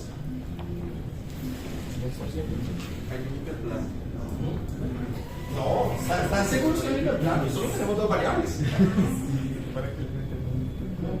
En este momento, solo con estas dos variables y asumiendo que esto es nuestra muestra, no hay manera lineal de separarlas. Y es más, esta línea que ven acá es la minimización de la función de pérdida. Esa es la mejor cosa que pueden conseguir de la manera como la definimos. De manera que este sea nuestro modelo y este sea nuestra función de pérdida. ¿Sí? Como lo definimos así, no existe una mejor línea que separe estas dos cosas. Es decir, ¿y ahí qué? ¿Se nos acabó la fiesta? Sí. Ahí lo que nos entra a jugar es, ok, no me sirvió ese modelo, vamos a elegir otro modelo. ¿Sí? Entonces, y ahí es cuando ya la otra clase, pues además de la parte estadística, les vamos a mostrar la N cantidad de modelos que hay. Todos los modelos que hay, hay modelos como funciones hay. ¿Sí? ¿Se puede hacer por modelos de hipergrafos? ¿Sí? ¿Se puede hacer por modelos de hipergrafos? No. La verdad es que uno, no tampoco. La verdad es que uno tiene como a su set una mano de modelos que ya están probados, funcionan bien y es los que usan. Entonces, ¿cuál es el ciclo de vida de tú como una persona que hace machine learning que quiere resolver un problema de eso? Entonces, cogiste, probaste un modelo, entrenaste, no te sirvió. Ok, vamos a intentar con otro modelo. Este no te sirvió. Vamos a intentar con otro modelo hasta que alguno te sirva. ¿Sí? Entonces, ¿qué son las redes neuronales? Es una función. Así es como esta. Solo que un poquito más complicada. Pero es una función. Así. Y estoy ejecutando con otra función de pérdida exactamente el mismo proceso. Todo entrenamiento en cualquier modelo de machine learning es un problema de optimización. Y se resuelve con un problema de optimización. Cuando yo entreno, minimizo la función de pérdida. Siempre. ¿Listo? Ya para cerrar, estas diapositivas, como claramente vieron, no son mías, son de un profesor de acá de la universidad que hace el curso de Machine Learning en sistemas. Entonces le doy las referencias como tienen que ser, pero ya para cerrar esto quería enfatizar un poquito en lo que son los tipos de aprendizaje. Entonces ya hablamos ayer las tres grandes clasificaciones. ¿Dime? Hay tres grandes clasificaciones de entrenamientos. Están los problemas de aprendizaje supervisado, no supervisado y los problemas de aprendizaje por refuerzo. Esos son los tres hasta ahora que tenemos en Machine Learning. Cuando estábamos ya en inteligencia artificial podemos llegar a otros tipos de problemas. Pero Machine Learning son estos tres. ¿Sí? Ya hicimos todo el ciclo de proceso en un modelo de clasificación supervisada. Tenemos un dataset que tiene ejemplos, les ponen un label, y de esos ejemplos yo genero una función para minimizar. ¿Cierto? Esto funciona para un problema de clasificación, ya lo veo. Para un problema de clasificación que yo quiero generar una frontera de decisión. Ya recuerden, esta frontera de decisión no siempre es una línea, puede ser otra cosa, y puede ser en el espacio dimensional que ustedes quieran, o puede ser una regresión. ¿Sí? Todos los problemas de aprendizaje supervisado pueden definirse en estas cosas: clasificaciones o regresiones. ¿Qué es una regresión? ¿Predecir un valor futuro? No tanto predecir un valor futuro. Tiene que ver con las funciones, más que todo. ¿Una regresión? Digamos que mejor describa los puntos de juego. Van para allá. Una regresión es describir otra función de una forma. ¿Sí? Entonces, yo tengo una función, yo tengo lo normal que uno ve. Lo normal que uno ve es tengo una línea acá y tengo estos puntos. Entonces yo estoy asumiendo que estos puntos son generados por alguna función, ¿cierto? Uno ya como que, sí, esto es como que sigue una línea. Entonces, si yo hago la regresión lineal, estoy hallando una función que me ajuste la manera de estos puntos lo mejor que pueda, ¿cierto? Acabo de generar una función, y esta función es f de x, y, ax más by más c, que se ajustó a estos puntos. Y estos puntos pueden ser generados por una función muy parecida, si no es que esta misma, y le ponemos un componente de ruido, ¿cierto? Entonces, la función naranja, lo que genera estos puntos puede ser xy, por ejemplo, un parámetro de ruido, no sé, teta, no sé, ax más by más c, y este parámetro de ruido es un parámetro vector, ¿sí? Pero esta función nosotros no la conocemos. El proceso de regresión estamos adivinando, estamos llegando a la función más parecida posible a esta función que generó los datos, ¿cierto? Es un proceso de regresión. Ahora, esto, por ejemplo, todo lo que les mostré la vez pasada, la clase pasada, Dalí, vamos con Dalí. Él, de una vez les digo, es un algoritmo de aprendizaje supervisado. ¿Sí? ¿Qué está haciendo? ¿Clasificación o regresión? Regresión. ¿Por qué? Porque lo que intenta es aproximar lo que está buscando. ¿Qué más duro? ¿Por qué? No, pues, o sea, lo que intenta es aproximarse a lo que el lenguaje natural le está tratando de decir. Sí, tiene que ver más como regresión. Entonces, ¿qué nos está diciendo un modelo como Dalí? Que allí perdido en el mundo, o perdido en los datos más bien, existe una función que para cada entrada de palabras que nosotros pongamos, existe una imagen de salida. Esa función puede ser la cosa más complicada que ustedes hayan visto, pero existe. Y Dalí le está aproximando. Es un problema de regresión, ¿cierto? Un problema de procesamiento de lenguaje natural, un problema como GPT-3. Para una entrada de datos, existe una función que imita lo que yo quiero decir a la salida, ¿sí? Nadie conoce cómo es, pero existe una. La red neuronal que está haciendo está aproximando esa función, es una regresión de esa función. Entonces, si estamos viendo un problema de clasificación, estos son muy fáciles digamos de ver. Estoy clasificando una cosa en uno o más grupos, ¿cierto? Los problemas de regresión son más interesantes, por ejemplo eso. Y eso también, creo que eso es en 2 clases adelante, que llegará a hablar de que existe un teorema en matemáticas que se llama el teorema de aproximación universal, que te demuestra que existe, la red neuronal es un aproximador universal para la gran cantidad de funciones que pueden existir. Entonces, también eso me hace mucho pensar en si existe una función para generar de palabras a imágenes, a las imágenes que nosotros queremos. ¿Será que existe una función para el comportamiento de ustedes? ¿Existirá algún método matemático, un modelo que te puede definir exactamente qué harás en una personalidad 5 minutos, completa, 15 minutos, 40, en 2 días, en 1 año? Hay aproximaciones. Hay aproximaciones. Y esas aproximaciones existen, modelos de comportamiento humano. Entonces, ves que les dejo esta parte como con el pensamiento de que ¿qué tan flexible será que nosotros no tengamos de verdad libre albedrío, sino que solo sea una función aproximada? La Matrix. Sí, no, piensen. O sea, la posibilidad, aunque pueda sonar totalmente salido de los cabales, existe. ¿Por qué? Porque nosotros lo podemos aproximar. Si lo podemos aproximar, ¿quién quita? Ok, después de dejarles eso y esperar que lo piensen hasta el otro viernes, vamos a pasar muy rápidamente a los otros 2 tipos. El aprendizaje no supervisado, yo lo que estoy haciendo es coger el mismo dataset de entrenamiento, el mismo número me gustaría que lo voy a hacer con el de acá, porque yo borré este. Perdón, me vuelvo. Listo. Entonces, en este nivel, este es, ya saben, horas del computador, ¿cuánto era? Juegos, la cantidad de juegos.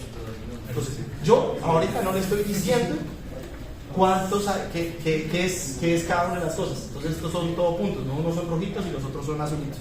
Son solo puntos. Pero existen unos tipos de algoritmos, que también los conocerán como algoritmos de clusterización, que aunque no sean capaces de definir una frontera de decisión, porque no saben qué están definiendo, se pueden dar cuenta que hay datos agrupados acá y datos agrupados acá. ¿Sí? ¿Qué están haciendo? Están juntando los datos, los están clusterizando. Esos son, digamos, la mayoría de aprendizajes supervisados, eso también se lo mencioné la semana pasada, son dos: algoritmos de clusterización o algoritmos de reducción dimensional. ¿Sí? Los de reducción dimensional no los voy a tocar en este curso, voy a tocar el siguiente. Y bueno, los de clusterización también, tampoco bien muy al fondo. Pero la idea de un algoritmo de clusterización es que existen algoritmos que encuentran estos diferentes conjunticos que se forman en los datos. Pero ¿qué puede significar esto? Ya dijimos, bueno, esto nos significa si una persona es libre o no. Pero viéndolo de una manera general, estamos descubriendo un patrón. Y a los supervisados les encantan los patrones. La idea es sacar la mayor cantidad de patrones respecto a los datos que tenemos. Por eso es que les dije, es muy importante que los datos que le demos a la entrada a un modelo de machine learning sean los datos que tengan buen poder predictivo, que sean datos veraces. Porque si le metemos mucha basura a esto, ¿será que nos acaba? ¿Será que puede encontrar el patrón fácilmente? Puede existir, pero no lo va a ver fácilmente. Si nosotros ahí, si puede ser que el ejemplo de la data no separable es un ejemplo en el que los datos están mal tomados, ¿sí? Y si nosotros, todos los inteligentes que somos los humanos, no somos capaces de diferenciar aquí la segmentación, ¿qué va a hacer una máquina? ¿Sí? Las máquinas, o sea, todo, piénsenlo así. La idea central de estas 2 horas de chachar es que todas estas cosas increíbles que le mostré en la clase pasada, todo se centra en lo mismo: una función de pérdida y una minimización. Es absolutamente siempre pasa, siempre. Entonces, son procesos, o sea, lo que estamos haciendo con cada modelo es que estamos poniendo funciones más complicadas y estamos encontrando maneras inteligentes de generar este entrenamiento. Sigue siendo lo mismo.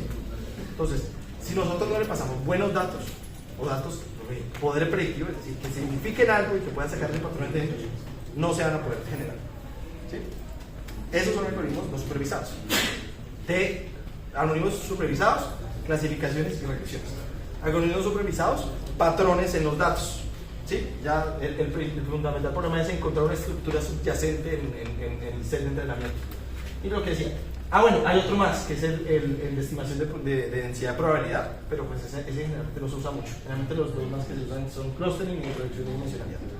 Reducción dimensional también es un elemento de conversión de datos. Entonces, ¿cómo creen ustedes alguna vez se han puesto a pensar cómo hacen los archivos zip para reducir el peso de sus archivos?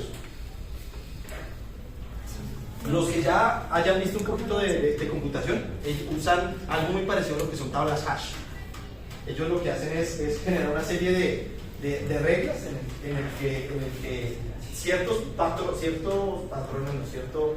combinaciones de datos en bits los puede reducir a algo más pequeño. Y es por eso que si ustedes intentan ver un zip en un TXT, van a aparecer un montón de símbolos raros, porque está haciendo esta serie de reglas.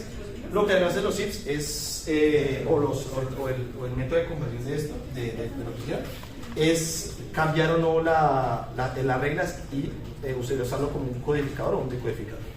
¿Sí? Entonces, una compresión de datos funciona como una reducción de dimensionalidad. Estamos reduciendo la cantidad de datos a datos que sirvan para lo mismo, pero que son un poquito distintos. Más adelante vamos a trabajar sobre eso. Y por último, el aprendizaje por refuerzo. Entonces, el aprendizaje por refuerzo, lo que yo les dije la vez pasada, es que la verdad es que este es una oveja negra, todo el término de machine learning. Este es extraño, este no funciona igual que los otros. ¿Sí? Sigue siendo un problema de minimización, pero lo que está minimizando ya no es una función de pérdida, es perdón, sigue siendo un problema de optimización. No está minimizando una función de pérdida, sino está maximizando una función de recompensa, lo que le mencioné en la clase pasada. Y como la idea es que él Esto viene de hace, son los primeros algoritmos de Machine Learning, por así decirlo, generaron directamente en 1950, 1950, Puchito ya estaba generando procesos de aprendizaje por esfuerzo con algo que se llama programación dinámica y algo que se llama procesos de decisión de Markov, que eso es matemática pura y dura. Entonces estos han seguido una línea de desarrollo completamente diferente, los aprendizajes supervisados y no supervisados. Pero el problema fundamental es que estoy queriendo generar una política, es decir, una política podemos decir que es una función que me define un comportamiento. ¿Sí? Este comportamiento puede ser lo que ustedes quieran, puede ser un comportamiento de movimientos, un comportamiento, yo puedo generar un comportamiento de generación de anuncios, yo puedo generar un comportamiento de a ver, como de otra cosa, como como puesta en marcha de algún sitio, por ejemplo. Puedo generar un comportamiento de cuántos computadores poner en cada mesa de tal manera en que la distancia entre cada uno sea lo más segura en términos de bioseguridad. Puede ser. Pero el punto es que en un algoritmo de aprendizaje por refuerzo no estoy aprendiendo tanto a identificar, a clasificar, no, estoy aprendiendo a hacer acciones. Y estos generados por una política. ¿Sí? ¿Hasta aquí alguna pregunta? Bueno, terminamos 20 minutos antes. Por hoy sería todo. Ya una cosita más antes de irnos, sí. Material del curso. Entonces, ¿qué me gustaría que vieran a la par que lo que yo la cháchara que yo vengo de echar? ¿Sí? Primero, hay un curso de Coursera que se llama Deep Learning. Literalmente lo ven, entran en ese Deep Learning. Ese es el curso más famoso en Machine Learning que existe. Fue dictado por el fundador de Coursera, que se llama Andrew Ng, que es un profesor de la Universidad de Stanford, que ese man es muy bueno en lo que hace y ha estado trabajando en el tema de inteligencia artificial por muchos años. Entonces, les recomiendo mucho que lo vean, o sea, que lo sigan a la par. Muchas cosas que diré serán cosas que aparecerán allá, pero pues allá tienen dos cosas que acá no tendrán. Allá podrán repetir los videos cada vez que quieran y tienen bueno, ¿cierto? y pues van tener incluso, bueno, ellos tienen tareas, ellos tienen código pues, que uno lo hace para como ver y probar las organismos a mano, mucho más de lo que yo le puedo meter en una hora de trabajo. Entonces nosotros vamos aquí a hacer hands-on, vamos a meternos un código, vamos a realizar cosas, pero meterse contra el problema de, por ejemplo, hacer un código, una red neuronal a mano, es algo que uno tiene que hacer. Entonces, y allá pues te lo hacen guiadito, te cogen de la mano y te llevan amablemente por eso. Entonces, el curso está en inglés. Entonces, lo que les dije también es sí, tenemos. Lo envías y yo los envío. Uy, no, pero el curso pero creo que ya no tengo acceso porque por la universidad casi o sea, yo lo tuve, pero ahorita ya no lo tengo. Pero eso es, o sea, ustedes buscan el curso de Deep Learning en videos. Deep Learning videos. Y hasta tal vez te aparezca. No, esta no son las lecturas que ellos tienen de Stanford. Coursera, ahí. Debe estar en Deep Learning. Miren, aquí está. Uy, ¿qué es esto? Muy curioso. Y si lo quieren ver en español, con gusto. Traducción automática. A ver. Un segundo, que lo tengo que poner directamente en inglés para que sea buena. ¿Listo? Y ahí, el hombre, este curso fue grabado hace unos 10 años. La verdad es que Andrew habla muy lento, póngale video en 1.5 y verán que habla ya normal. Pero el curso es muy bueno. Y el material, todo los códigos y eso sí los tengo y yo se los tengo. ¿Sí? Entonces, la primera y fundamental que yo creo que todos los que hemos trabajado o lo que todas las personas que han trabajado en Machine Learning, o sea, que estén trabajando en empresas de Machine Learning, han visto este curso. Tiene como 1,5 millones de personas que lo desarrollan el curso. ¿Sí? Ese es uno. Hay otro curso en Coursera, que con esos dos va a ser suficiente, que es el curso de Machine Learning, dictado por este mismo man, que ese, primero, pues la idea es que primero fuera Machine Learning y luego Deep Learning, ¿sí? El curso de Machine Learning, si este habla lento, el otro habla más lento. La verdad es que a mí me aburrió un poquito. Pero ahorita, justamente ahorita anunciaron que ese curso lo van a, cumplió 10 años y lo van a rehacer todo. Yo estoy en la venta privada para verlo, entonces... habla más rápido. Espero. Que entre más viejo hable más rápido. Pero pues ese también es muy bueno y me gustaría que lo vieran, ¿sí? Si quieren meterse ya con libros, no sé, ustedes sean dos personas más de libros, yo les voy a enviar 2 libros, uno que se llama Machine Learning, es esta referencia, Introduction to Machine Learning de Eldon, no sé cómo se pronuncia. Este es un libro del MIT. Entonces, este libro, solo véanlo si tienen buenos conocimientos de probabilidad y de álgebra lineal, porque este se mete al fondo, directamente, toda la parte probabilística, toda la parte de los modelos desde el fondo. Pero esto es básicamente la Biblia en términos de Machine Learning. Y hay otro que se llama Deep Learning, que eso es de un tipo, Ian Goodfellow se llama, que también enseña redes neuronales desde lo más básico. Yo no me he leído ninguno. He leído pedazos de este porque pues he necesitado una que otra cosa, pero yo creo que al menos yo, con cursos y videos de Coursera, es suficiente. Y uno logra muy buenos, o sea, uno aprende y aprende bien. Claro, está la parte de ponerse a tirar código de revisar. Yo no les voy a obligar a nada. ¿Sí? Yo les voy a pasar los notebooks. Mañana, el otro día les voy a enseñar cómo usar los notebooks de Colab y cómo programar en ellos, cuál es la diferencia con Python y todo esto. Pero la idea es que también le metan digamos, entren con problemas de frente y pues esos notebooks te les súper de la mano. Eso también se lo recomiendo mucho. Estas 2 referencias yo creo que es más que suficiente. Lo otro ya son otros cursos más avanzados, pues que ahorita esta parte básica no serán necesarios. Y otros libros también que pues también hacen un poco de data science o alguna cosa. Yo los tengo algunos, pero pues, me gustan mucho más los cursos que los libros. Señor. O sea, que nos puedes enviar el link del curso o sea, también. ¿O cuál curso? Exactamente, sí. O sea, que yo lo envío ya vamos con ok, pues es entrar a Deep Learning y ahí aquí están las listas. Aquí están los 4 cursos. Son estos 5 cursos. Bueno, ¿y toda la info cómo la van a compartir? Igual, ya nosotros, yo te lo dije. ¿Cómo así? Sí, yo estoy organizando. No, yo lo organizo eso. El drive de computer. ¿De esos cursos? Sí, claro. Todos, cada capítulo tiene el drive. Bueno, entonces son libres por hoy, disfruten el viernes. ¿Y por qué no estoy ahí? Solo administradores están ahí, pero voy a meter a todo el mundo como lector para que puedan leer pero Y descargar. sí, exacto, porque es que borran algo y es como o sea, los formularios, todo.